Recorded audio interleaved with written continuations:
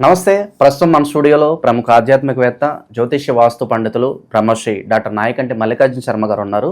So August మాసం, శ్రావణ మాసంలో వృషభ రాశి వారి పరిస్థితి ఏ విధంగా ఉండబోతుందో గురుగారు మాటలోనే అడిగి తెలుసుకుందాం. నమస్కారం గురుగారు. నమస్కారం అండి.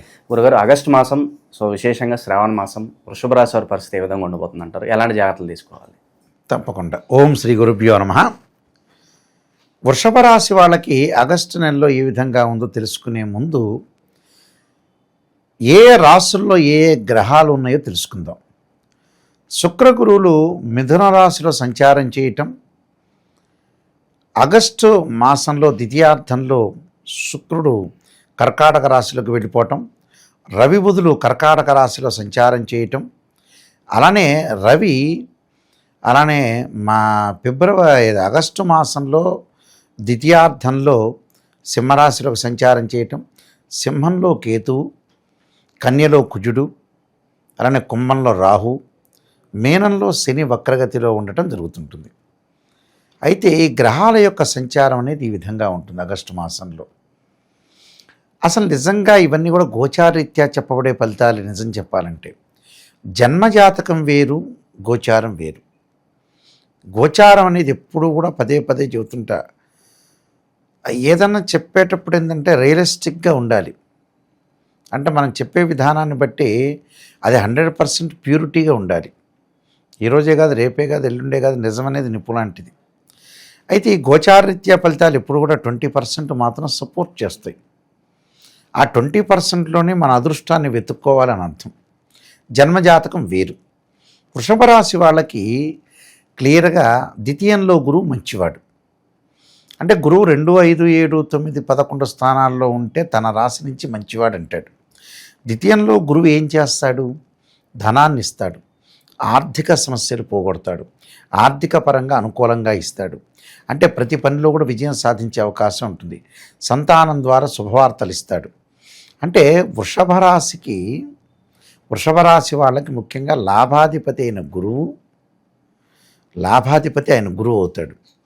అలానే ఇక్కడ ఏదైతే లాభాధిపతి గురువు అయ్యాడు, అలానే అష్టమాధిపతి కూడా ఇక్కడ గురువు అవుతాడు.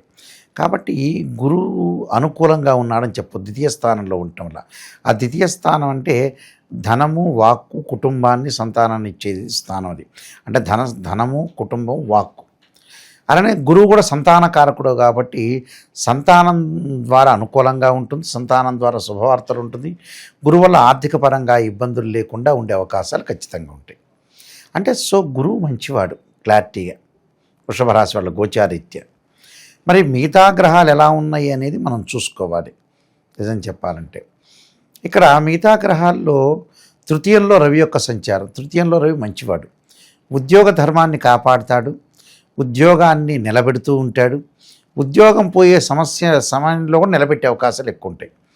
అంటే నిరుద్యోగులకు మంచి ఉద్యోగ అవకాశాలు, స్టార్డమ్ను, ఇమేజ్ని పెంచే అవకాశం సూర్యభగవానుడు ఇస్తాడు. అంటే సూర్యుడు యొక్క అంటే ఆరోగ్యాన్ని ఇస్తాడు. సూర్యుడు ఆరోగ్యాన్ని ఇచ్చేవాడు, ఆరోగ్య ప్రదాత అంటాం. అంటే సన్ రిప్రజెంటివ్ చేసే ప్లానెట్, హెల్త్ రిప్రజెంటివ్ చేసే ప్లానెట్ సన్. అయితే సన్ వల్ల అనుకూలంగా దొరుకుతుంటుంది. దాని తర్వాత ఉద్యోగాన్ని బాగుంటుంది, కీర్తి ప్రతిష్టలకు భంగం లేకుండా ఉంటుంది, కీర్తి ప్రతిష్టలు కలిగే అవకాశాలు బాగా ఎక్కువ ఉంటాయి.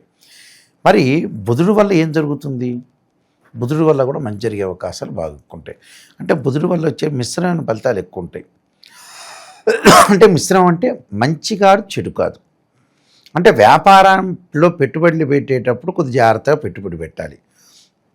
మంచి పార్ట్నర్ వచ్చే అవకాశాలు ఎక్కువ ఉంటాయి. వ్యాపార పరంగా ఇబ్బందులు లేకుండా మంచి భాగస్వామ్య వ్యాపారం అనేది బాగా కలిసి వస్తుంది. అంటే బుధుడి వల్ల కొంత మిశ్రమైన ఫలితాలు వస్తుంది, జ్ఞానం కలుగుతుంది అని అర్థం. దాంతోపాటు మిగతా గ్రహాల యొక్క కలయిక ఎలా ఉంటుంది అంటే రవి బాగున్నాడు, గురువు బాగున్నాడు, బుధుడు మిశ్రమంలో ఉంటాడు. మరి శుక్రుడు సంగతి ఏమిటి మనం ఆలోచన చేస్తే ద్వితీయ స్థానంలో శుక్రుడు మంచివాడు.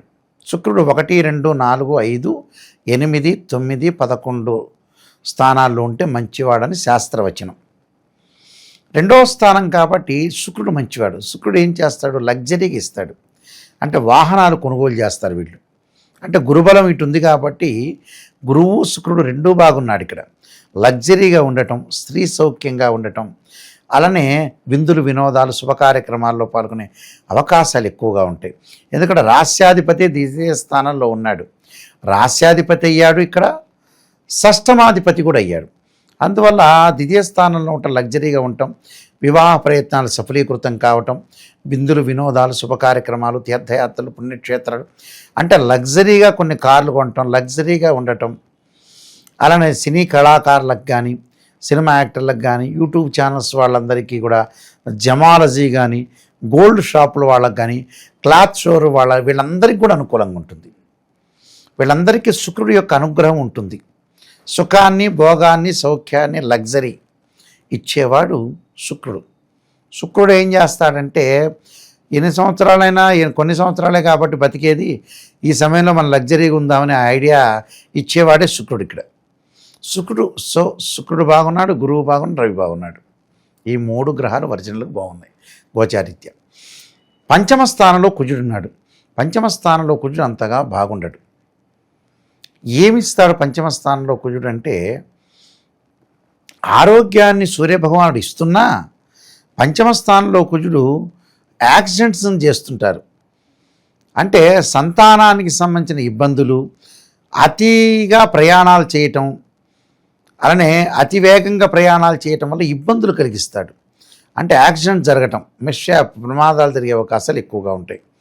అలానే భూ వివాదాలు, భూమికి సంబంధించినవి, భూమికి కారకుడు, అందువల్ల ధరణీగర్భ సంభూతం అంటారు. కాబట్టి కుజుడు వల్ల అనుకూలంగా ఉండదు. కుజుడు వల్ల ఇబ్బందులు కలుగుతాయి. కోర్టు సమస్యలు రావటం, యాక్సిడెంట్స్ కావటం, ఆర్గ్యుమెంట్స్ బాగా పెరగటం, వివాదాలు ఎక్కువగా పెరుగుతుంటాయి. కాబట్టి వివాదాల విషయంలో ముందుకు వెళ్ళొద్దండి. లౌకిక జ్ఞానంతో వెళ్ళండి, ప్రశాంతంగా ఉండండి. ఈ సంవత్సరం ఈ నెలలో మనకు బాగలేదు అని అంటే ఒకటే రెమెడీ, మౌనం వహించటం.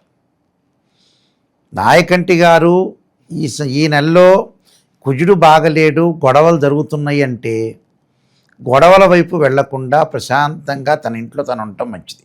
ఎవడన్నా సరే ఆర్గ్యుమెంట్ చేస్తున్నా ఓకే అని చెప్తే మంచిది. ఒకవేళ మనకు తెలియదు, మనం పిచ్చివాడిని అనుకున్నా పర్వాలా. సమయస్ఫూర్తి సర్దుబాటు చాలా ఇంపార్టెంట్. వాహనాల మీద ఎక్కువ వెళ్ళకూడదు, అది వెరీ క్లియర్. అంటే కుజుడు బాల. అలానే చతుర్థ స్థానంలో కేతు యొక్క సంచారం తల్లి యొక్క ఆరోగ్య విషయంలో, నేను ఇందాక చెప్పినప్పుడు చతుర్థ స్థానం కూడా వాహన ప్రమాదాన్ని సూచిస్తుంటుంది. వాహనాల మీద వెళ్ళేటప్పుడు కానీ 2 వీలర్ కానీ 4 వీలర్ కానీ వెళ్ళేటప్పుడు బహుజాగ్రత్తగా ఉండటం చాలా మంచిది. అంటే కేతు కూడా బాల. మరి మిగతా గ్రహాలు ఎలా ఉన్నాయి వృషభ రాశి వాళ్ళకి మనం చూసుకునేటట్టయితే, శని ఏమయ్యాడు 11వ స్థానంలో వక్రగతిలో ఉన్నాడు. వక్రగతిలో అంటే వృత్తిపరంగా కొంత జాగ్రత్త ఉండాలి.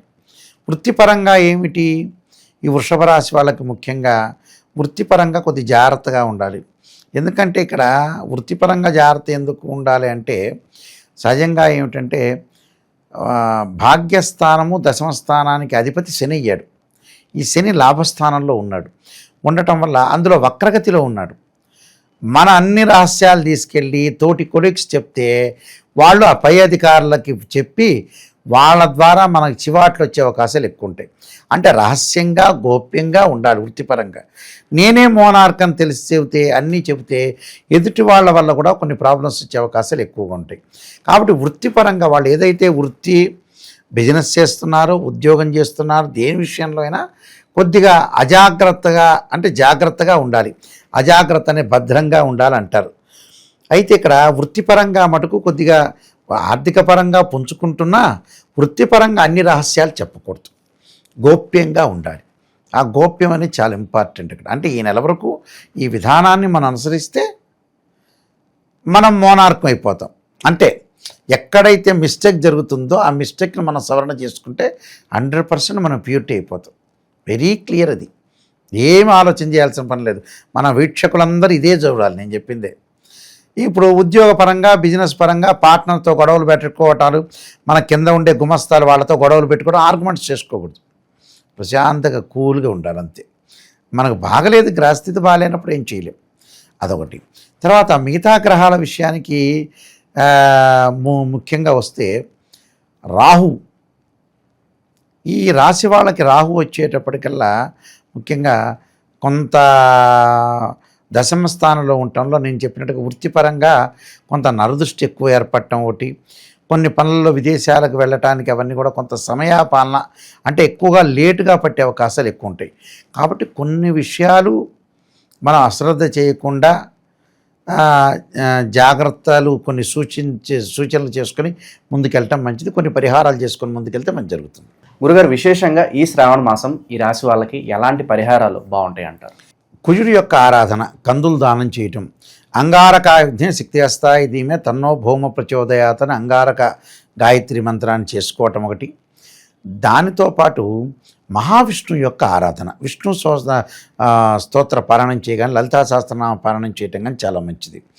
అలానే వీళ్ళు రాహు యొక్క ఆరాధన చేయాలి, దుర్గాదేవి. అర్ధకాయ మహావీరం చంద్రాదిత్యమర్ధనం సింహకాగర్భ సంభూతం తం రాహుం ప్రణమామ్యం అని రాహు యొక్క ఆరాధన. అలానే శివుడి యొక్క ఆరాధనలు చేయటం, ఓం నమః శివాయ పంచాక్షరి చేసుకోవడం వల్ల కూడా వీళ్ళకి మంచి జరిగే అవకాశం ఖచ్చితంగా ఉంటుంది. ఓకే, ఓవరాల్గా ఈ రాశి వాళ్ళకి ఏ విధంగా ఉండబోతుందో చాలా బాగా వివరించారు. ధన్యవాదాలు గురుగారు. నమస్కారం.